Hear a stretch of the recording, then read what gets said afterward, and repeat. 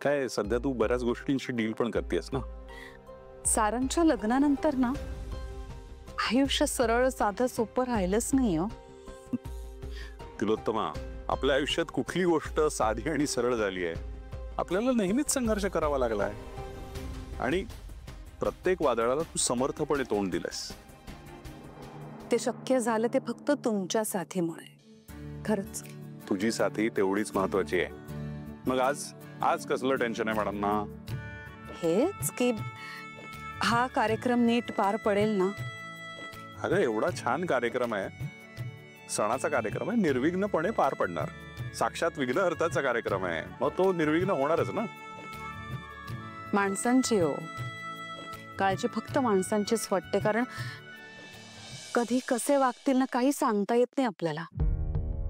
आता माझ्यात आणि भैरवीमध्ये जे काही झालं होतं गेल्या वेळेला, त्यानंतर अशा परिस्थितीत आम्ही कधी एकमेकांच्या समोर आलो नाही. आज येणार त्याची जरा काळजी वाटते मला. मी तिला फेस कसं करू खरंच कळत नाहीये. ठीक आहे, पण झालं गेलं विसरून जाऊन पुढे जाता येतच ना आपल्याला. हो मी करते ना, मनापासून प्रयत्न करते, पण काय होईल पुढे खरंच सांगता येत नाही. आता ती भैरवी येईल, त्यानंतर त्या पोरीचे घरचे सुद्धा येतील. सणासुदीला मला काही टेन्शन नकोय हो. सगळं काही निर्विघ्नपणे पार पडू दे. तिलोत्तमा, तू पुन्हा नेहमीसारखं जास्त विचार करतेस जरा. ते बघ, पुढे काय होणार आहे हे आपल्या हातात नसतंच ना. बरोबर आहे तुमचं, पण माझी एवढीच अपेक्षा आहे की सगळं काही आनंदाने पार पडावं. आपलं घर कायम सुखात आनंदात असावं. अलीकडे ना जरा भीती वाटते, कारण राजकुमारमुळे जे काही झालंय ना आपल्या घरात, त्यानंतर होणार, सगळं व्यवस्थित होणार. डोंट वरी. अरे सावली, ये ना.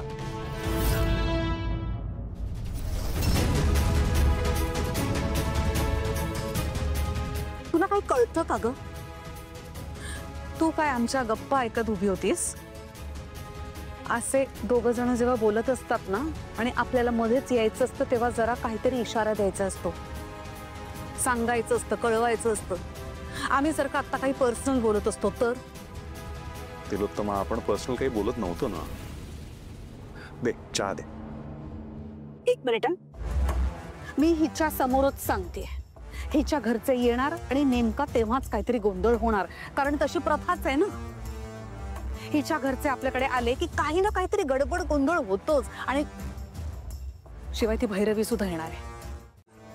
काही होणार नाही तिलोत्तमा, डोंट वरी. सावली, दे चहा दे. मला नकोय चहा.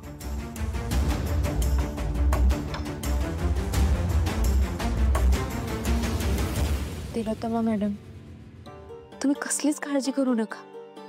सण आनंदात साजरा होईल. येते मी. घे चहा घे. तिचीच बाजू घ्यावी मी. हिचा राग चहा काढू नकोस.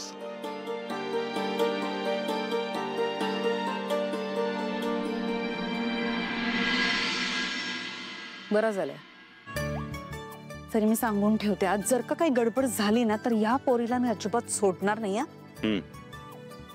आणि मला सांग, जर सण छान साजरा झाला तर बघू.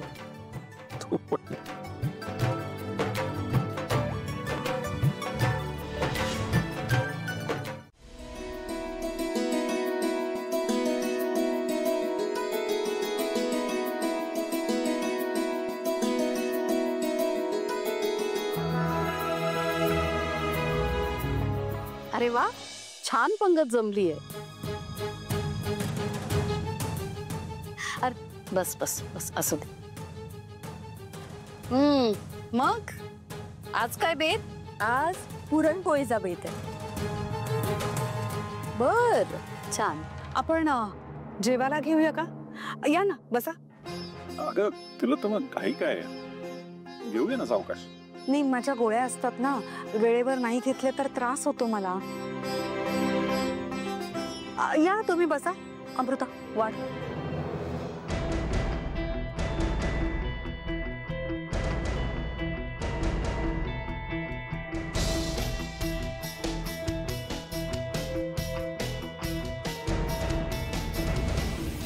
रामकृष्ण हरे.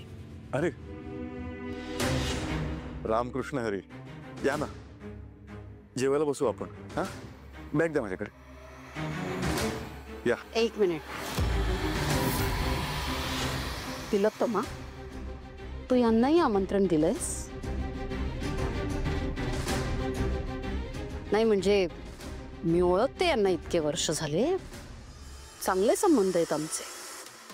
पण तुला माहिती आहे तिलोत्तमा, माझ्या जगण्याचे, माझ्या वैयक्तिक आयुष्याचे काही नियम आहेत आणि ते मी कधीच मोडत नाही.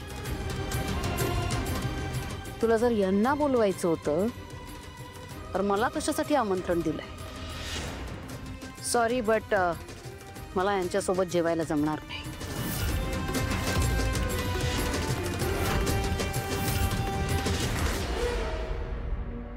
Excuse me.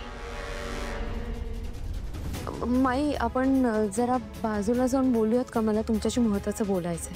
बाजूला कशाला? जे बोलायचं ते सगळ्यांच्या समोर बोल. फॅमिलीच इथे.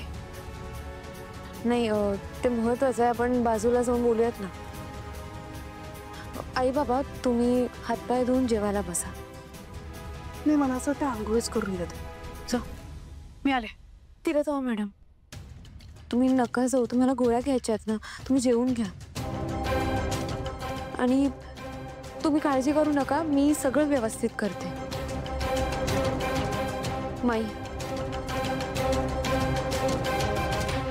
आलेच.